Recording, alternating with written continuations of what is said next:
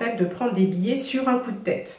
Pourquoi je vous dis que j'ai pris des billets sur un coup de tête? Vous n'avez plus le choix, vous avez le billet. Donc, qu'est-ce que vous faites? Vous allez laisser tomber le billet, vous allez payer un billet pour rien? C'est ridicule. Les gens en Afrique aiment beaucoup les étrangers et en général, ils sont vraiment chaleureux. Découvrir de plus en plus de capitales africaines, c'est vraiment en fait un de mes rêves de découvrir le maximum de capitales africaines. Et bienvenue sur ma chaîne, je suis Mimi et ici je vous parle de différentes thématiques liées à l'afro-business, à l'entrepreneuriat et à diverses cultures africaines. Donc si ces thématiques sont des sujets qui vous intéressent, restez connectés et à tout de suite. Alors aujourd'hui je vais revenir avec un sujet auquel j'ai été souvent confrontée, c'était je me trouvais à l'époque différentes excuses pour ne pas pouvoir entreprendre sur le continent ou pour ne pas tout simplement voyager ou découvrir la culture. Je ne sais pas si vous êtes comme moi, mais la première excuse généralement que je trouvais, c'était le manque de finances.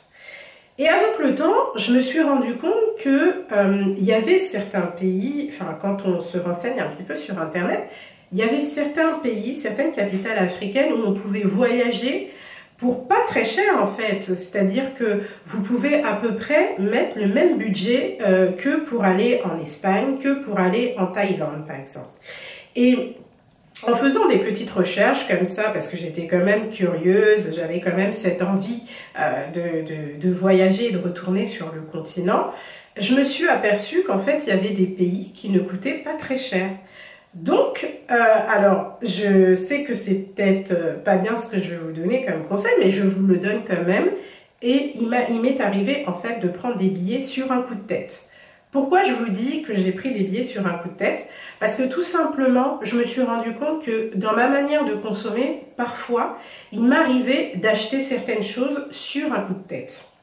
Et un jour, je me suis dit, mais en fait, si j'arrive à acheter certaines choses sous un coup de tête ou sous des pulsions, pourquoi je ne m'offrirais pas un billet pour aller dans une capitale africaine aussi sur un coup de tête? Et il y a des avantages à faire cela. Pourquoi je dis ça? Le premier avantage, entre guillemets, à faire cela, c'est que le fait que vous avez acheté votre billet, même si vous n'avez pas forcément encore prévu l'organisation et le budget pour aller sur le continent, vous avez déjà le billet. Donc en fait, vous n'avez plus le choix. Vous devez vous organiser, ça vous met une pression pour vous organiser pour aller dans cette capitale africaine. Vous n'avez plus le choix, vous avez le billet. Donc, qu'est-ce que vous faites? Vous allez laisser tomber le billet, vous allez payer un billet pour rien? C'est ridicule.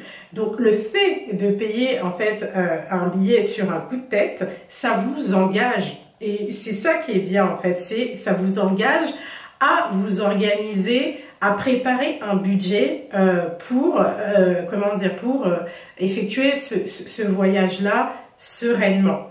Ensuite, j'avais une deuxième raison à l'époque, ou plutôt je sais que j'ai certains amis qui me donnent souvent cette raison, c'est de dire qu'ils n'ont pas de connaissances dans les capitales africaines. Il faut savoir que il y a énormément il y a énormément de destinations en Afrique.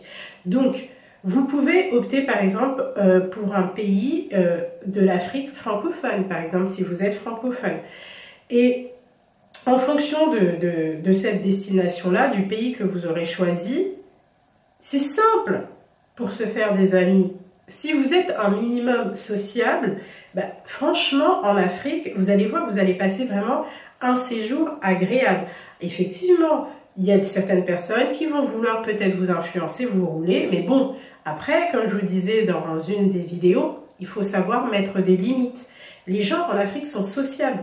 Vous pouvez voyager tout seul, ils vont vous orienter. Si vous êtes perdu, si vous cherchez des informations, ils vont vous les donner. Les gens en Afrique aiment beaucoup les étrangers et en général, ils sont vraiment chaleureux. Si vous avez une difficulté, après, vous avez aussi des organismes, c'est-à-dire que vous avez des institutions. Vous pouvez par exemple vous rendre à l'ambassade, prendre certains renseignements. C'est vrai que parfois, on connaît l'administration, les gens peuvent être lents, etc.